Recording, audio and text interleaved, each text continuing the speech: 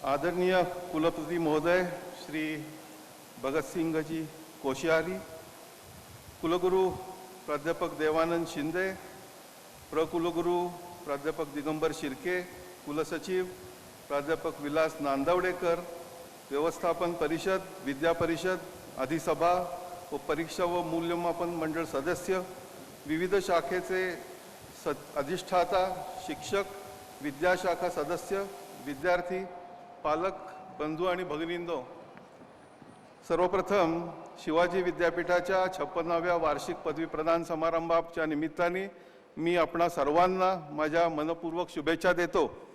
विद्यापीठ अनुदान आयोगातर्फे मी आणि माझे सहकारी नेहमीच विद्यापीठ शिवाजी विद्यापीठाबद्दल आणि त्याच्या गौरवशाली परंपरेबद्दल चर्चा करत असतो। मला आपल्याला सांगायला आनंद वाटतो की यावर्षी विद्यापीठ अनुदान आयोगाची जी स्ट्राइड नावाची महत्त्वाकांक्षी योजना होती त्याच्या अंतर्गत शिवाजी विद्यापीठाची महाराष्ट्रातलं एकमेव विद्यापीठ म्हणून निवड झालेली आहे।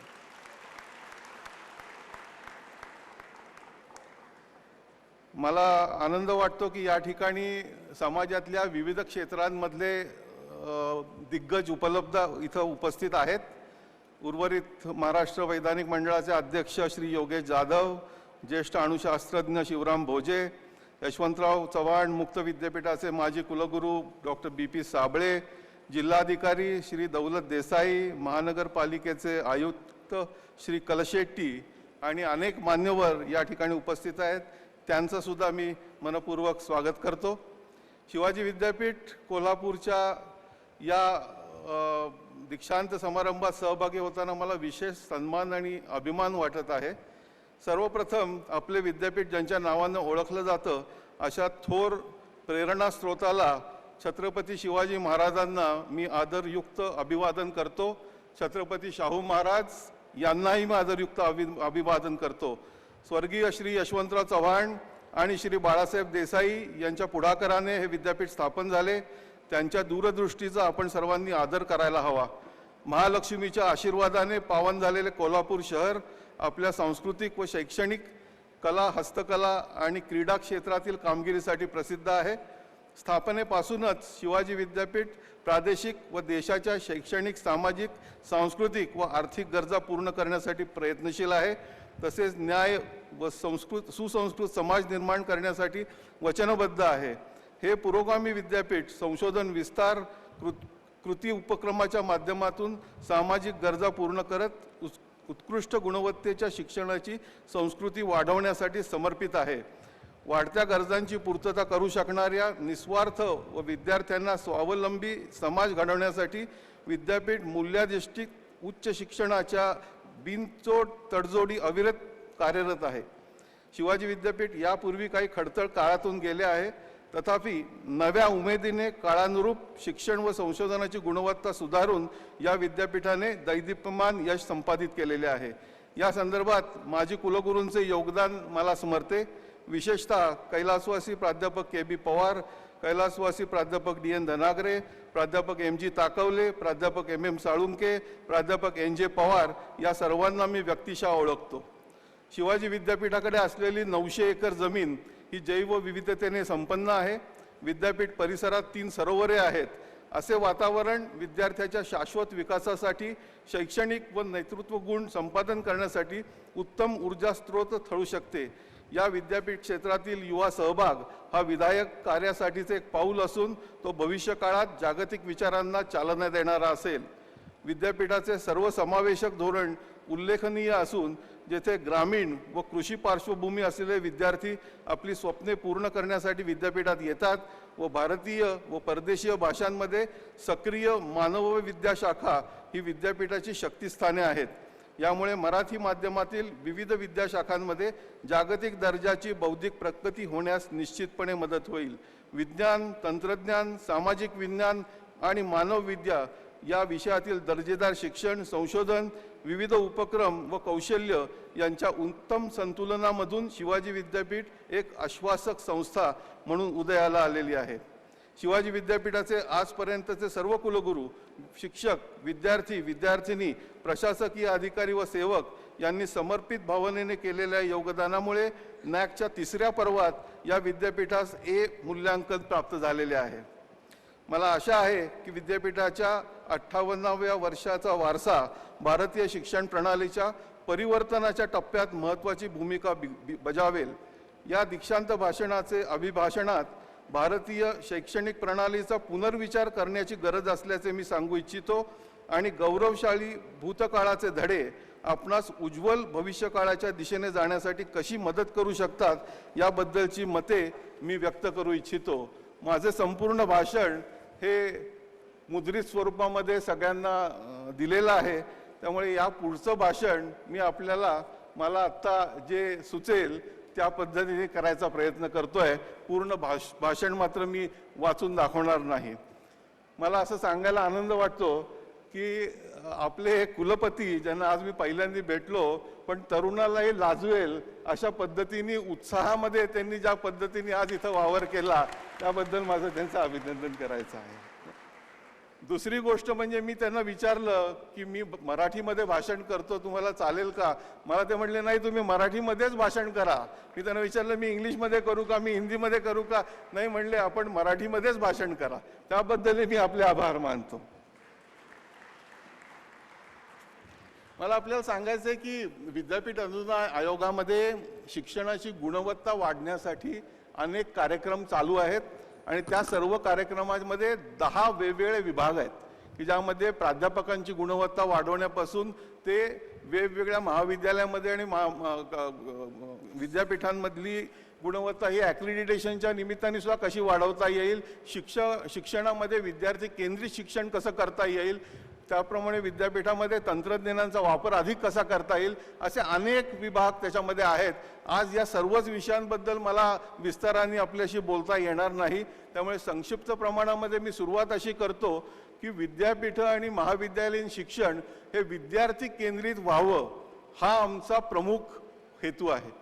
आपण नवीन education policy, new education policy किंवा नॅशनल एज्युकेशन पॉलिसी 1919 जर बघितली तर डॉक्टर कस्तुरीरंगन यांच्या अध्यक्षतेखाली असलेल्या या कमिटीने अतिशय दूरदृष्टी असलेले अनेक शिफारसी केलेल्या आहेत आणि या शिफारसीमध्ये विद्यार्थ्याला केंद्रभूत मानण्याच्या दृष्टिकोनातून अनेक बदल सुचवलेले आहेत। यापैकी काही बदल आम्ही ही पॉलिसी मान्य होण्याच्या अगोदर जे सर्व मत बदल आहेत ते आम्ही त्याची अंमलबजावणी सुद्धा सुरू केलेली आहे।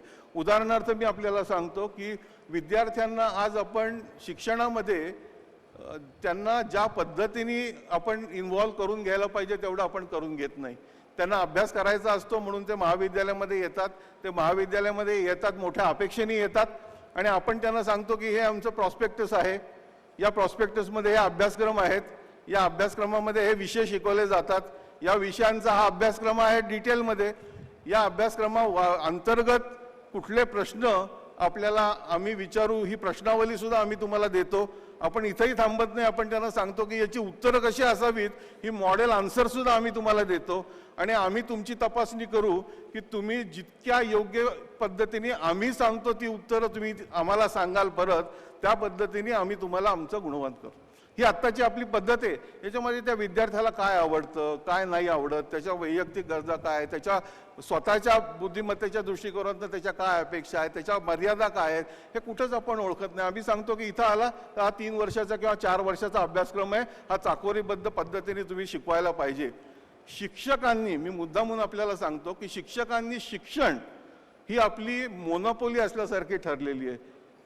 कोश्यार जी, हम लोग अध्यापक ऐसा समझते हैं कि सिखाना ये हमारा ही काम है, लेकिन आज के ज़माने में शिक्षा ये खाली प्राध्यापक के स्तर पे मर्यादित नहीं है, उसमें विद्यार्थी भी उसी प्रकार से अंतर्भाव हो सकता है। इनफैक्ट मैं खुद मेरे विद्यार्थियों से रोज नया नया सीखता हूँ, तो ये विद्यार्थियों की जो क्षमता है वो प्राध्यापक ने ज़्यादा समझने की आज ज़रूरत है।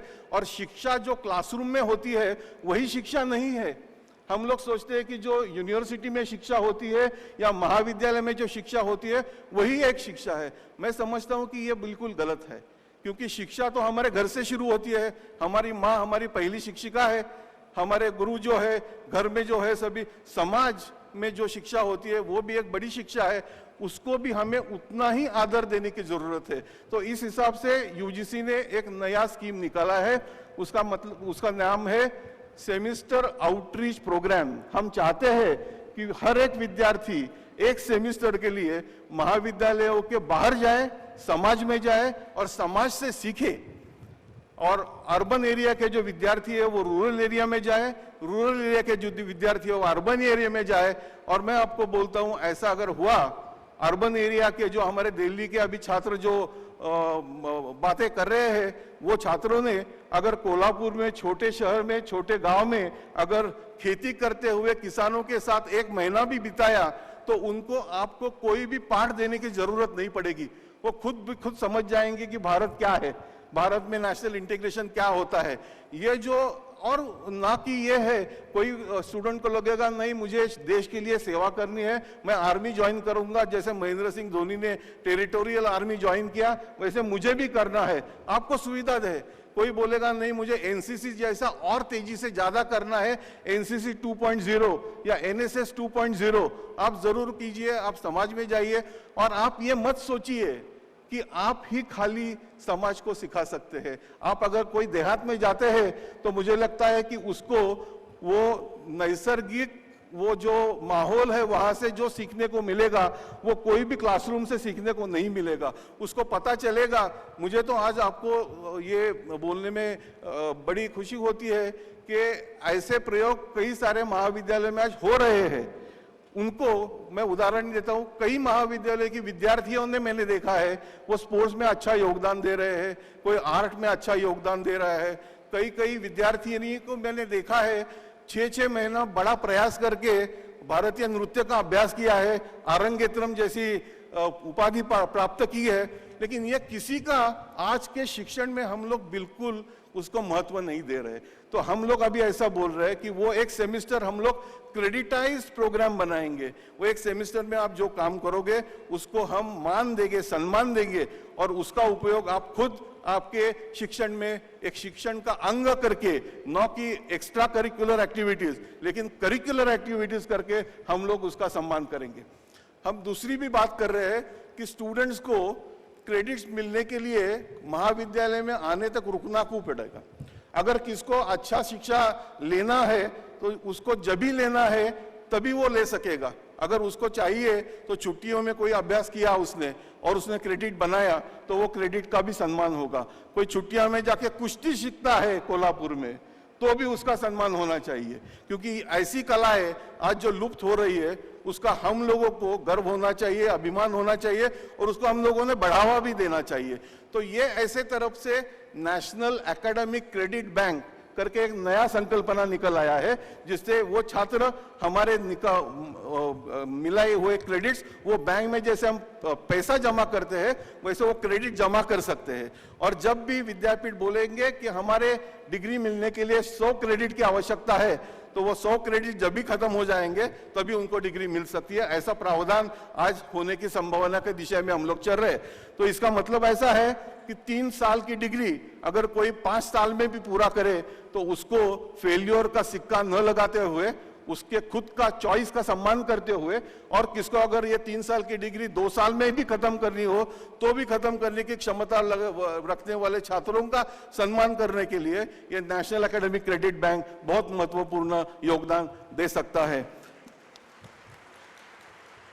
मुझे आपको ये भी बताना है कि आज के जमाने में जो माहौल चल रहा है, जिस हिसाब से माहौल चल रहा है कि भारतीय शिक्षा को हमारा खुद का जो शिक्षा के बलस्थान है उसकी तरफ आज देखना चाहिए, ना कि मैकलो ने जो तैयार किया हुआ है, जो क्लर्क फैक्ट्रीज तैयार करने का माहौल उन्होंने जो तैयार किया था उसकी खंडन करना चाहिए। आज ब्रिटिश राज पद्धति के अनुसार हमने वाइस चांसलर का विद्यापीठ बनाए हैं, तो कुलगुरु सिस्टम आज हमने बनाई है, लेकिन हमें आज गुरुकुल सिस्टम को वापस देखना पड़ेगा। और गुरुकुल सिस्टम आज के जमाने का तंत्रज्ञान लेके आगे का शिक्षण नीति जो रहेगा, आगे का शिक्षण जो रहेगा, उसकी बुनियाद हमें बिल्कुल गांधी जी के बुनियादी शिक्षा पे रख के करनी है। और ये अगर हम कर पाए तो मुझे लगता है ना कि केवल भारत के लिए ये अभिमानास्पद होगा, लेकिन ये मॉडल विदेश में भी लेके जाएंगे। मैं बोलता हूं कि आपको ऑक्सफोर्ड और कैम्ब्रिज से खाली सीखने की जरूरत नहीं है, वो आज हमारी तरफ देख रहे हैं कि नई शिक्षा नीति में आज भारत की तरफ से भारत के जो शिक्षण पद्धति है उस शिक्षण पद्धति के समझ पे वो खुद के शिक्षण पद्धति में कैसे बदल कर सके। काफी सारे बोलने के लिए है, लेकिन काफी विस्तार से हम हमारे खुद के शिक्षण प्रणाली से कैसे सीख सकते हैं उसके बारे में मैंने चर्चा की है, उसका मैं पुनर्उच्चार नहीं करना चाहता हूं। अगला जो मेरा आखिरी पैराग्राफ है वो भी मैं आपको पढ़ के सुनाऊंगा और वो मराठी में सुनाऊंगा, और वो सुनने के बाद में मुझे ऐसा लगता है कि जो हम सबके मन में एक विचार है वो अधिक प्रबल हो और उसका उपयोग हमें हमारे देश को नया सबल करने में कामयाब हो। जैसे हमारा प्रधानमंत्री कह रहे हैं नया भारत, तो ये नए भारत के लिए नई शिक्षा नीति की जरूरत है, नए शिक्षा प्रणाली की जरूरत है, और वो इससे हम खोज निकाल सकते हैं। मैं बाबा साहेब अम्बेडकर को यहाँ उनका कोट पहिले पढ़ना पसंत करूंगा। शिक्षण ही एक चळवळ आहे, जर ती आपली उद्दिष्टे पूर्ण करीत नसेल तर ती निरुपयोगी आहे। खरे शिक्षण मानवतेचे पालन करते, चैतन्याचे स्रोत निर्माण करते, शहाणपणा देते आणि समतावादाने प्रेरित करते। Doctor B R. आंबेडकर। एकीकडे भारतीय आकांक्षा उत्तुंग शिखरावर पोहोचत असताना शिक्षणापासून बदलासाठी मिळणारा प्रतिसाद मात्र अद्याप वेगवान झालेला नाही आहे। प्रामाणिक शिक्षकांचा समूह दिवसेंदिवस कमी होत चालला आहे। सद्यस्थितीत शिक्षक वर्गाने त्यांच्या सुखांतिक किंवा निद्रित अवस्थेतून तातडीने बाहेर पडण्याची गरज आहे। या प्रक्रियेत सरकार, व्यवसाय आणि समाजाची भूमिका कधीही परस्पर पूरकच असावी। आपण हे ठामपणे ठरवले पाहिजे की गुणवत्तापूर्ण शिक्षण केवळ श्रीमंत आणि सामर्थ्यवान मुलांसाठीच उपलब्ध होणार नाही। आपण हे ठामपणे ठरवले पाहिजे की आपल्या शिक्षणामध्ये इतरांना अंतर्भूत करण्याच्या प्रयत्नामध्ये डिजिटल डिवाइड व आर्थिक विभाजन असता कामा नये। या प्रयत्नांद्वारे आपण मार्गक्रमणा जर करली तर आपण आपली टिकाऊ तत्वे आणि मानवी मूल्यांवर आधारित गुरुकुलाच्या पार्श्वभूमीवर आधारित भारतीय उच्च शिक्षण प्रणालीचे वर्तुळ पूर्ण करू शकू। मी माझ्या भाषणाची सांगता काही मुद्दे उपस्थित करू इच्छितो। आपल्या काही नामांकित विद्यापीठांच्या सद्यस्थितीबाबत मला तीव्र चिंता वाटते। शैक्षणिक समुदाय म्हणून आपण हा संकल्प केला पाहिजे की विद्यापीठांना पुढील ज्ञानार्जनाची व शिक्षणाची मंदिरेच मानली गेली पाहिजेत। विद्यापीठामध्ये फक्त शिक्षण, अध्यासन आणि नवोन्मेषच होता राहिला पाहिजे। कोणत्याही परिस्थितीमध्ये शैक्षणिक परिसराचे रूपांतर कोणत्याही बौद्धिक व राजकीय कारणासाठी वापरल्या जाणाऱ्या युद्ध क्षेत्रामध्ये होऊ नये। विद्यार्थी प्रामुख्याने अभ्यास करण्यासाठी व करिअर घडवण्यासाठी सहयोगी शिक्षणाचा अनुभव घेण्यासाठी विद्यापीठात प्रवेश घेतात। शिक्षणामुळे त्यांचे मन व जीवन घडवणे जिज्ञासांना प्रोत्साहित करते। मानवी मूल्यांची जोपासना करणे, सहिष्णुता जोपासणे, पर्यावरणीय संवेदनशीलता व शांतता जोपासणे या गोष्टी झाल्या पाहिजेत। आपण तरुण विद्यार्थ्यांना शिक्षणास अधिक गंभीरपणे घेण्यास प्रेरित केले पाहिजे आणि त्यांना राजकारण्यांच्या हातातील कठपुतळ्या बनण्यापासून रोखले पाहिजे। शिक्षकांनी स्वतःला आदर्श व्यक्तिमत्व म्हणून सादर केले पाहिजे आणि विद्यार्थी कोणत्याही प्रकारच्या हिंसेपासून दूर राहतील याची काळजी घेतली पाहिजे। आपण असामाजिक घटकांपासून विद्यापीठे व विद्यार्थ्यांचे संरक्षण केले पाहिजे व त्यांची ऊर्जा राष्ट्र निर्मिती आणि सर्जनशीलता वाढवण्यासाठी व समाज सुसंस्कृत बनवण्यासाठी वापरली पाहिजे। समारोप करताना मी सर्व पदक विजेत्या व आज पदवी घेतलेल्या 60,000 पेक्षा अधिक विद्यार्थ्यांचे अभिनंदन करतो। त्या सर्वांना त्यांच्या उज्ज्वल भविष्यासाठी शुभेच्छा देतो। मला आशा आहे की आपण नेहमीच आपली मातृसंस्था म्हणजे शिवाजी विद्यापीठ, आपला देश हिंदुस्तान आणि आपली संस्कृती, भारतीय संस्कृती आणि आपली उज्ज्वल परंपरा नेहमी लक्षात ठेवाल आणि आपल्या जीवनातील योग्य टप्प्यावर आपल्यावर संस्कार केलेल्या समाजाची परतफेड कराल। मी आशा करतो की शिवाजी विद्यापीठ सर्वसामान्यांना दर्जेदार शिक्षण देण्याच्या महत्त्वपूर्ण भूमिका सतत बजावत राहील आणि अशी ग्वाही देईल की ते सामाजिक आणि आर्थिक परिवर्तनाचे एक शक्तिशाली केंद्र बनेल। मला आपल्याला सांगायला आनंद वाटतो की कोल्हापूर शहर माझ्या दृष्टीने एक भारतातलं रोल मॉडेल शहर आहे। मी आपल्याला खरंच मनापासून सांगतो, मला या शहराबद्दल खूप प्रेम आहे। कोल्हापूर म्हणजे पहिल्यांदा अंबाबाई आठवते, कोल्हापूर म्हणजे कुस्ती आठवते, कोल्हापूर म्हणजे दूध दुभतं आठवतं, कोल्हापूर म्हणजे रंकाळा आठवतो, कोल्हापूर म्हणजे दिलदार माणसं आठवतात। या कोल्हापूरची जी परंपरा आहे, मला वाटतं की आपण आपल्या शहराची ओळख खूप दमदारपणे पटवून ठेवलेली आहे आणि कोल्हापूर म्हणजे पुढारी सुद्धा आठवतो।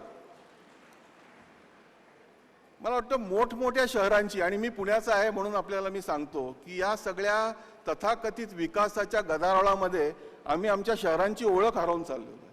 मला वाटतं खरं भारत जो आहे ना, तो आपल्या खेड्यांमध्ये आणि कोल्हापूरसारख्या शहरांमध्येच वसलेला आहे। आणि मला असं वाटतं की कोल्हापूर शहर हे एक राष्ट्रीय स्तरावरती रोल मॉडेल म्हणून पुढे यायला पाहिजे। बाकीच्या शहरांनी याचं अनुकरण करायला पाहिजे की आम्ही आमच्या शहराचा असा विकास कसा करू शकू। आणि मला आनंद आहे की कोल्हापूरचे आज कमिशनर आणि या जिल्ह्याचे जिल्हाधिकारी सुद्धा या ठिकाणी उपलब्ध आहेत। हेच आपल्याला दाखवतं की या शहराची ताकद काय आहे। या शहरामधले मोठमोठे विचारवंत पण या ठिकाणी उभे आहेत। मला आपल्याला सर्वांना मनापासून वंदन करायचे आणि आपल्याला सर्वांना शुभेच्छा द्यायच्या आहेत। जय हिंद, जय महाराष्ट्र आणि जय कोल्हापूर।